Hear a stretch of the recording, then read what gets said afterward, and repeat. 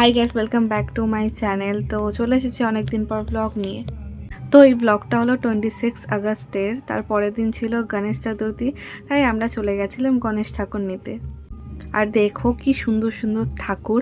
By the way, আমরা গণেশ ঠাকুর নিতে গেছিলাম টফিন রোডে। আর কত বড় বড় ঠাকুর, কত সুন্দর সুন্দর ঠাকুর। কিন্তু আমরা এত বড় নেব না, কারণ আমাদের ঘরেই পুজো হবে। তো এই দেখো, আমি আমার কনু ভাইকে নিয়ে নিয়েছি। তো এটা আমি তোমাদের ঘরে গিয়ে রিভিল করবো ফেসটা ঠাকুরের।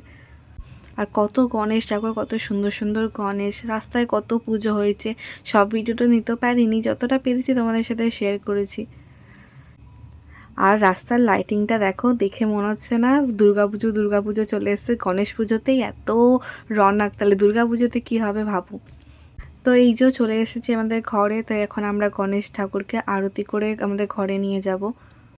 আর এইবারে আমাদের বাড়িতে বেশি বড় করে আমরা পুজো করিনি, ছোট্ট করেই করেছিলাম, তাই ছোট্ট ঠাকুর এনেছিলাম। আর এখানে আমার ভাই আরতি করছে, কারণ আমার মা কিছু কারণবশত ধরতে পারবে না ঠাকুরের জিনিসপত্র, তাই আমার ভাই আরতি করেছিল। তারপরে আমি নিয়ে গিয়ে ঠাকুরকে বসিয়ে দিলাম। ঠাকুরের কোনো স্থান ঠিক করে করা হয়নি।